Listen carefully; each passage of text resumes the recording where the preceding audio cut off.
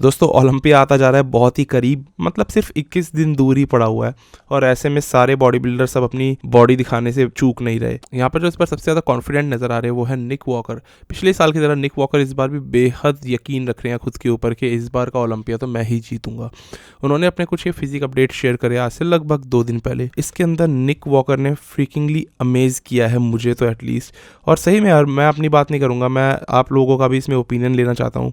निक walker कितने ज़्यादा aesthetically लीन और बैलेंस लग रहे हैं। अगर आप इस चीज़ को देखोगे तो आपको इनके लेग्स में इस बार आउटर स्वीप में क्रॉस ट्राइशंस दिखेंगे, जो दर्शाता है कि मसल मैच्योर होने लग रही है। इसके अंदर में इनके एब्स बहुत ही ज़्यादा डीप नज़र आएंगे आपको। चेस्ट अगेन निक की कोई बहुत स्ट्रॉन्ग पॉइंट नहीं है, बट बॉडी बहुत ही ज़्यादा ना वैसी बन रही है जैसे आज के जजेस डिमांड कर रहे हैं। वाइड लैट्स, स्मॉल एकदम सक्ड इन वेस्ट और अच्छे लेग्स। यहाँ पर निक वॉकर अभी बता रहे हैं कि वो 262 LBS पर इस वक्त पे हैं और इस वक्त पे डेफिनेटली उनकी बॉडी बहुत फ्लैट है। 3 हफ्ते पहले, 21 दिन पहले की हिसाब से इस बॉडी को अगर देखा जाए तो ये फिजिक काफ़ी अच्छी है। अभी और लीन होंगे और ज़्यादा शार्प होती जाएगी बॉडी, और जब आखिर में फुल होकर के आएंगे तो देखना होगा निक क्या कमाल करते हैं। तो इनका प्लान तो क्लियर है, बिल्कुल रॉक सॉलिड इनका प्लान है कि मुझे तो इस साल ओलंपिया जीतना है। भले निक का इस बार वो चार्म नहीं है, वो एक मोमेंटम हमें इनका नहीं दिखाई दे रहा, बिकॉज ना इन्होंने कोई आर्नोल्ड क्लासिक खेला है, ना ही कोई न्यूयॉर्क प्रो, और ना ही कोई कंट्रोवर्सी करी पूरे साल। तो ऐसे में नाम उतना ज़्यादा निकल करके आता नहीं है एथलीट का, पर इसका मतलब ये नहीं होता कि एथलीट अपनी मेहनत कम कर रहा है। पिछले साल भी इनका यही कहना था, ओलंपिया तो मैं ही जीतूंगा। इनके दिमाग में कोई सेकंड थॉट होता ही नहीं है। मैं नहीं कहता कि ओलंपिया ये जीत जाएंगे, बिकॉज बिग रैमी सही में बड़ी चट्टान है सभी बॉडी बिल्डर्स के लिए, काफ़ी बड़ा बैरियर है। तो रैमी भी अपनी तरफ से पूरा जोर इस बार दिखा रहे हैं, लेकिन निक वॉकर सही में वो माइन्यूट इंप्रूवमेंट्स कर रहे हैं जो कि जजेस को खुश कर सके। ग्लूट्स के अंदर भी आपको फाइबर्स दिखेंगे और शार्पनेस पता लगेगी जैसे जैसे कॉन्टेस्ट करीब आएगा। बट निक अपनी तरफ से सरप्राइज करते हुए नजर आ रहे हैं। क्या आपने इनके हैमस्ट्रिंग्स को देखा? ये कितना अच्छे से ड्राइनेस दिखा रहे हैं और हैमस्ट्रिंग्स कितने ज़्यादा इनके स्ट्रॉन्ग नज़र आ रही है। पहले भी ऐसे थे, पिछले साल भी बहुत अच्छे थे, पर अभी से जब इतनी अच्छी फिजिक है तो आने वाले 3 हफ्ते में बहुत ही बढ़िया ये दिख सकते हैं। हाँ, निक के अंदर अभी भी वीकनेसेस हैं, जैसे कि इनकी चेस्ट में एक वो डेप्थ या फिर मैं बोलूँ एक ग्रेनीनेस नहीं दिखती, हार्ड चेस्ट नहीं दिखती। ऐसा लगता है कहीं ना कहीं कुछ सॉफ्टनेस है। एक जो चैंपियन की चेस्ट होती है ना किसी मिस्टर ओलंपिया की, अगर आप चेस्ट देखोगे फाइबर्स वाली थिक चेस्ट, वो निक वॉकर की अभी भी नहीं है। बैक में एक थिकनेस उतनी ज़्यादा नहीं है, अच्छी बैक है, डिसेंट बैक है, बट अल्टीमेटली बेस्ट बैक नहीं है। तो हाँ, चैंपियन वाली बॉडी तो मैं नहीं इनको कहूँगा, लेकिन इम्प्रूवमेंट लगातार कर रहे हैं फिजिक में और वही तो चाहिए इस गेम के अंदर। देखते हैं निक इस बार क्या टॉप 3 क्रैक कर पाते हैं। इसके बाद अगली बात आ जाती है विटाली युगोलनिकोव की। तो ये नाम ही लेना इतना ज़्यादा टफ है कि आमतौर पे अवॉइड करते हैं लोग और आप लोगों को भी ज़्यादा समझ नहीं आएगा। तो मैं यहाँ पर बात कर रहा हूँ गुड वीटो की। एक बहुत ही पॉपुलर ये एथलीट है दोस्तों, और ये IFBB प्रो लीग डिवीज़न में बहुत ज़्यादा पॉपुलर है। हैरानी इस बात से होती है कि अभी तक ये प्रो कार्ड होल्डर भी नहीं थे, तब भी इतने ज़्यादा पॉपुलर थे, पर कल ही ये ले लेते हैं अपना प्रो कार्ड और फाइनली एंट्री कर लेते हैं इस फेडरेशन में IFBB प्रो लीग के अंदर। तो अब ये प्रो बन चुके हैं। वैसे दोस्तों, ऑल अबाउट ओलंपिया के इंस्टाग्राम पेज पर सारी न्यूज़, सारी खबरें इस चैनल से पहले आ जाती हैं, तो आप जाकर के उधर लेटेस्ट खबरों को टटोल सकते हो। तो मैं नीचे लिंक डाल दूंगा, पेज एक्टिव है, आप जाके चेक कर सकते हो। गुड वीटो कुछ इस तरीके से दिखाई दिए स्टेज पर, काफ़ी ज़्यादा सुपर डुपर इंप्रेसिव तो मैं इनको नहीं बोलूँगा, लेकिन काफ़ी एक ऐसी फिजिक थी जो कि प्रो कार्ड दिलवा देने वाली फिजिक इसको मैं कह सकता हूँ। और एक एमेच्योर ये शो था, यहाँ पर प्रो कार्ड मिला, कोई प्रो शो इनका नहीं था। देखते हैं प्रो शो में जब आएंगे तो ये क्या करते हैं। फिलहाल फिजिक उतनी ज़्यादा शार्प नहीं थी और उतनी ज़्यादा इसलिए इम्प्रेसिव नहीं लग रही थी। इस बॉडी में पोटेंशियल बहुत भरा हुआ है, मतलब दम बहुत है आगे जाने का। वही वाली एक चीज़ है जो कि इनका एक इतना बड़ा नाम कर दे रही है इस प्रो कार्ड को जीतने से पहले ही। तो गुड वीटो बहुत ही इसलिए एक फिनोमिनल एथलीट है। और उसके बाद जब समझ आता है कि इनकी उम्र तो है भाई सिर्फ 25 साल, तो और ज़्यादा लोगों को शॉक लगता है। तो इसीलिए गुड वीटो इतना ज़्यादा पॉपुलर एक एथलीट है। इसके बाद में इनकी फिजिक अभी मुझे उतनी ज़्यादा शार्प नहीं लगी, वो बात ठीक है, बट ये एक एमेच्योर शो था। देखते हैं प्रो शोज़ में जब compete करेंगे तो ये क्या करेंगे। ओलंपिया में इनके खेलने के प्लान्स इस साल के तो डेफिनेटली नहीं है। अगले साल ये बता रहे हैं कि ओलंपिया में क्वालिफाई होंगे। अब ओलंपिया में क्वालिफाई होंगे तो प्रो शो इस साल खेलेंगे जो ओलंपिया में इनको अगले साल क्वालिफाई करवा दे, या फिर अगले साल ही कोई प्रो शो पकड़ेंगे, ये इन्होंने अभी तक क्लियर नहीं करा। तो वो देखते हैं क्या ये प्लान बनाते हैं। अभी देखो कॉन्टेस्ट शेप में है बॉडी, तो हो सकता है रिसेंट कोई आसपास का कोई कॉन्टेस्ट पकड़ ले और खेल ले कोई ना कोई प्रो शो में। लेकिन हो सकता है कि अब ये लंबा एक ऑफ सीज़न लगाए। दूसरा ऑप्शन बता रहा हूँ, लंबा एक ऑफ सीज़न लगाने के बाद फिर ये प्रो डेब्यू अपना करें। तो देखते हैं गुड वीटो के प्लान्स आगे जाकर के क्या बनते हैं। फिलहाल इनकी जर्नी तो कम से कम स्टार्ट हो ही चुकी है IFBB प्रो लीग में। बाकी आप लोग इनको लेकर के कितने एक्साइटेड हो मुझे ज़रूर बताएं। इसके बाद दोस्तों अगले अपडेट अगर आता है तो वो आता है ब्रियॉन एंसले का। ब्रियॉन अपनी तरफ से बिल्कुल अभी एक ऐसी फिजिक बनाते जा रहे हैं जिसको कहते हैं पत्थर वाली फिजिक, और रिसेंटली वो पोजिंग करते हुए दिखाई दिए। साथ में पीछे उनके माइको हर्न खड़े हुए थे और आर्नोल्ड के बेटे भी खड़े हुए थे। तो यहाँ पर ब्रियॉन एंसले बहुत अच्छे लग रहे थे। 3 वीक्स आउट के हिसाब से ब्रियॉन की कुछ यही फिजिक रहती है। ब्रियॉन ना बहुत पहले शार्प नहीं होते हैं, ये बिल्कुल आखिरी के टाइम पे आपको एकदम सरप्राइज कर देंगे। हालांकि मुझे कोई उम्मीदें नहीं है, तारीफें तो ज़रूर कर रहा हूँ, लेकिन कोई उम्मीद नहीं है कि क्लासिक डिवीजन में ये कुछ टॉप 2 भी क्रैक कर पाएंगे। तो यही रियलिटी है, ब्रियॉन एंसले लगातार पीछे पीछे ही खिसकते जा रहे हैं, और इस डिवीजन में जब तक ये 180 LBS के ऊपर नहीं जाएंगे कुछ नहीं कर पाएंगे, और ये डिवीजन इनको इस वेट के पार जाने देगी नहीं। तो असल में इस डिवीजन में रहते हुए और इससे ज़्यादा कुछ नहीं कर सकते। तो यही इनका बेस्ट है, और ये बेस्ट काफ़ी नहीं है क्रिस बमस्टेड जैसे एथलीट को हराने के लिए, इनफैक्ट टेरेंस रफिन को भी हराने के लिए। तो जब बात उठी है तो हम क्रिस बमस्टेड की भी यहाँ से बात कर लेते हैं। हमें मालूम है क्रिस तो आ गया है हैनी रैम्बॉट की छत्र छाँव में, और हैनी उनको अब ट्रेन कर रहे हैं। और इस वीडियो में आप देखोगे हैनी रैम्बॉट के साथ क्रिस तो है ही, साथ में हार्डी शुपन भी है। और हमने कभी ख्वाबों ख्यालों में भी नहीं सोचा था कि ऐसा हमें एक कॉम्बिनेशन देखने को मिलेगा। क्रिस बमस्टेड हार्डी शुपन का भी एक साथ ट्रेन करते हुए भी दिखेंगे, पर जब एक ही कोच हो तो फिर ये सब होना तो लाजमी है। यहाँ पर डेरिक लंसफोर्ड भी है जो कि अभी इस टीम में ही है, लेकिन अभी ट्रेनिंग इनके साथ तो नहीं कर रहे, वो अलग ही ट्रेन कर रहे हैं। बट एक टाइम पे सारे एथलीट्स हमें एक साथ दिखने वाले हैं। इसके अंदर में बमस्टेड अपने बाइसेप्स को ट्रेन करते हुए नज़र आ रहे हैं, जो कि उनका एक काफ़ी वीक बॉडी पार्ट है। और हैनी रैम्बॉट से बार बार ये पूछ रहे थे कि कौन कौन से आपके चैंपियंस हैं जिनको आप बाइसेप्स ज़्यादा ट्रेन कराते हो, तो उन्होंने हार्डी शुपन का नाम लिया। हार्डी डेफिनेटली बाइसेप्स काफ़ी ट्रेन करते हैं, उनका ही कहना है। वहीं कुछ ऐसे भी बॉडी बिल्डर्स चैंपियंस रहे हैं जिनको उन्होंने ज़्यादा बाइसेप्स ट्रेन नहीं करवाए, जैसे Phil Heath. Would he have an arm day all year?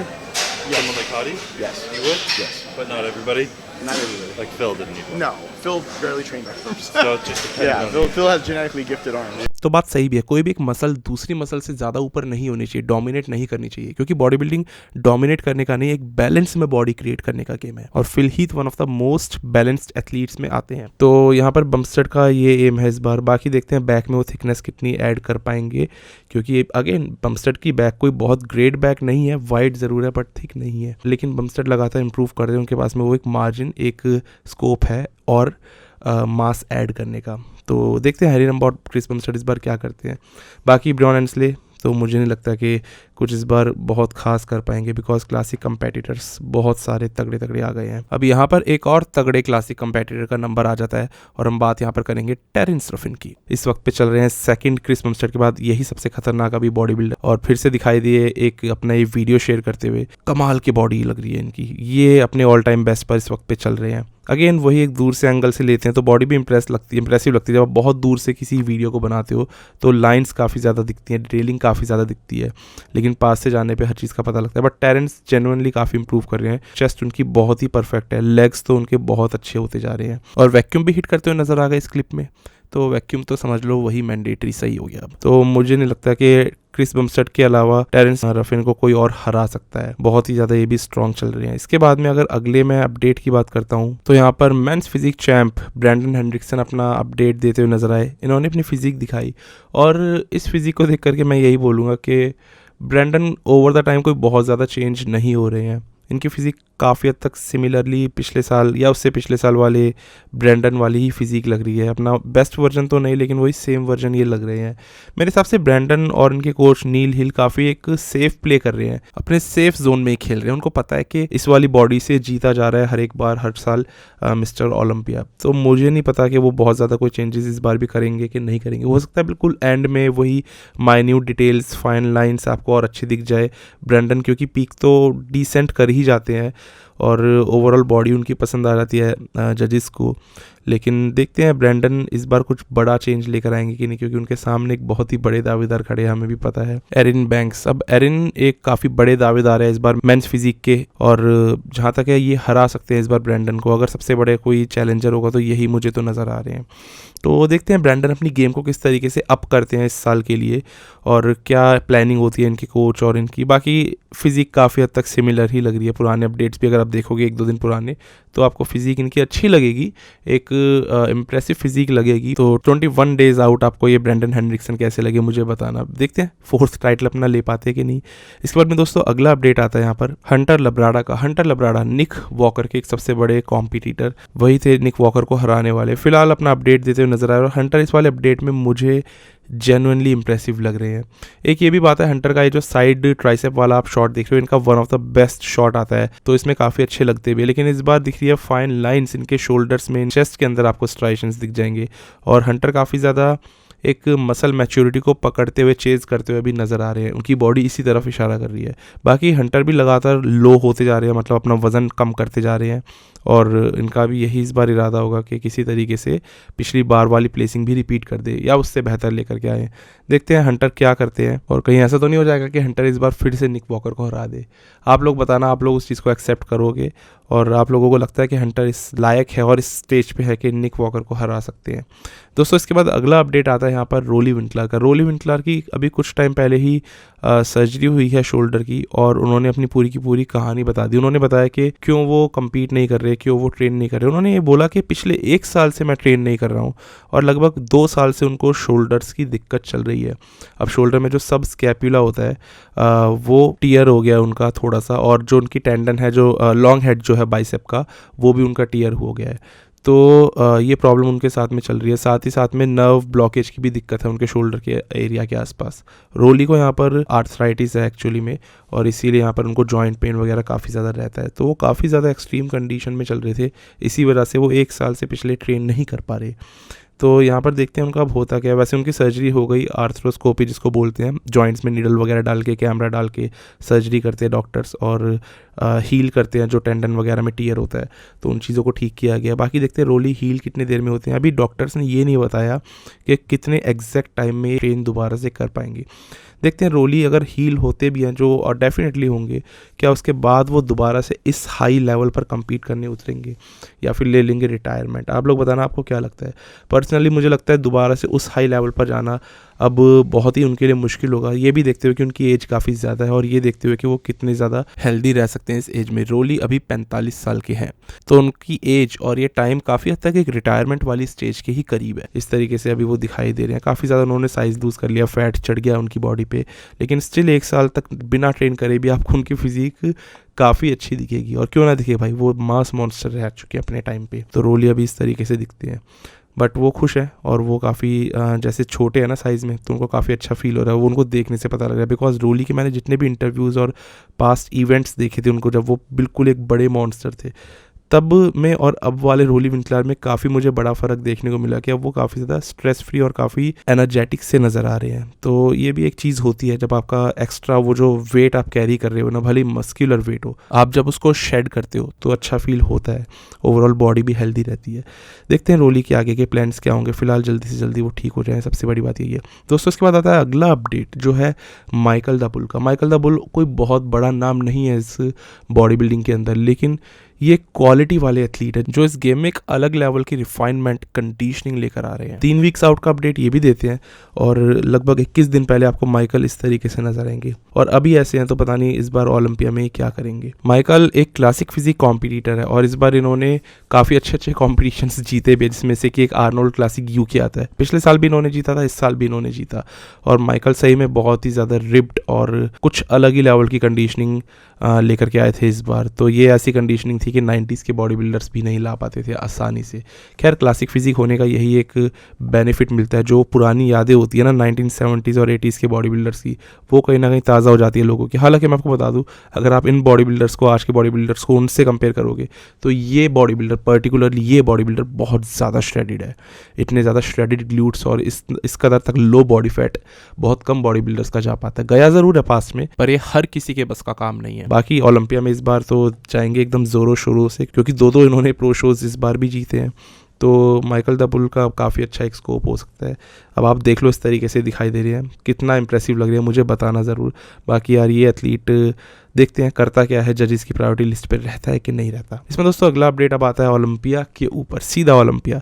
तो जैसे कि मैं आपसे कुछ टाइम पहले बात कर रहा था किस तरीके से इस बार एथलीट्स भरते जा रहे हैं ओलंपिया के अंदर, अनुमान ये लगाया जा रहा है कि इस बार लगभग 430 एथलीट्स हैं जो कि ओलंपिया के लिए क्वालिफाइड है, और इनमें से कुछ एक आध ज़रूर होंगे, मतलब कई सारे एथलीट्स होते हैं जो नहीं खेल पाते। सारे एथलीट्स तो कभी भी नहीं खेलते हुए नजर आते, पर फिर भी 430 की एक संख्या बहुत बड़ी हो जाती है। कुछ नहीं तो मान लो आप 400 एथलीट्स तो खेलेंगे ही खेलेंगे, 30 एथलीट्स को अगर निकाल भी देते हो सब डिवीजन्स के, सारे डिवीजन्स में से, तो ये एक बहुत बड़ा नंबर है। आई थिंक ये सबसे बड़ा आज तक का नंबर अचीव किया है मिस्टर ओलंपिया कॉम्पिटिटर्स के होने का, और ये कोई बहुत प्राउड वाली बात नहीं है। ये एक संख्या जो इतनी ज़्यादा बढ़ती जा रही है ना, आप ये देखो एक प्रेस्टीजियस कंपटीशन में ऐसा हो रहा है जो कि एक लिमिटेड लोगों के लिए है। मैं भी तो लिमिटेड ही हूँ, लिमिटेड खाता हूँ, लिमिटेड पीता हूँ, लिमिटेड सोता हूँ, लिमिटेड लोगों के साथ रहता हूँ। तो ये वाला सीन चल रहा है अभी, और वही वाली बात है जो मैंने कुछ समय पहले बोली थी कि इससे गेम बोरिंग हो जाता है। इतना प्रेस्टीजियस कंपटीशन जब इतना लेंदी खिंचता चला जाएगा ना कहीं बोरियत पैदा करेगा। और बहुत ज़्यादा जब मेंस बॉडी बिल्डिंग में लगभग 36 बॉडी बिल्डर्स हैं, तो दूसरी डिवीजन्स का तो हाल आप अपने आप समझ लो। पहले के ज़माने में मेरे को याद है, पहले का ज़माना कितना ही पहला, मतलब समझ लो 4-5 साल पहले लगभग 300 एथलीट्स खेलते थे, 250 से 300 के बीच में, और मेंस बॉडी बिल्डिंग में यही 16, 17, 20 एथलीट्स तक मैक्सिमम इतने खेल लिया करते थे। तो इसके लिए ऑल थैंक्स टू जिम मैनियन। पैसा ही पैसा होगा। खैर जो है सो है, इस बार यही होगा। बहुत ज़्यादा एथलीट्स को क्वालिफाई करवा रहे हैं यहाँ पर, और प्रो डिवीजन्स, प्रो लीग के अंदर IFBB के बहुत ज़्यादा प्रो कॉम्पिटिशन्स होने के कारण ऐसा हो रहा है। जब इतने कॉम्पिटिशन्स है तो इतने ही विनर्स भी होंगे ना, और इसीलिए इतने ज़्यादा ओलंपिया के अंदर एथलीट्स आ चुके हैं। और इंटरेस्टिंग भी रहेगा ओलंपिया, ऐसा नहीं है कि सब चीज़ें बुरी ही होने वाली हैं, क्योंकि इतने सारे एथलीट्स रहेंगे ना मेंस बॉडी बिल्डिंग में, तो काफ़ी ज़्यादा टफ कॉम्पिटिशन सभी बॉडी बिल्डर्स एक दूसरे को देंगे, और बहुत मुश्किल हो जाएगा ये तय करना कि कौन कहाँ पर प्लेस हो सकता है। इस वक्त तो दोस्तों सारे यही अपडेट्स थे। बाकी एक वीडियो में परसों लाने वाला हूँ आर्नोल्ड के ऊपर, वो वीडियो होगी, चलो मैंने आपको बता भी दिया, एक अलग किस्म की वीडियो होगी, तो मैंने अलग तरीके से उसमें ओपिनियन रखा है, और आर्नोल्ड की बात होगा आज के बॉडी बिल्डर्स पे जो होती हैं, वो सारी मैंने बातें करी हैं कि क्या टेक है, और बॉडी बिल्डर्स का उन पे क्या टेक है, और एक्चुअली में क्या बातें होनी चाहिए थी पर कैसे हो गई। सारी बातें मैं करूँगा, वीडियो का इंतज़ार करना 2 दिन और। बस मिलते हैं दोस्तों उस वीडियो में, तब तक के लिए स्टे ट्यून्ड, गुड बाय, शुक्रिया।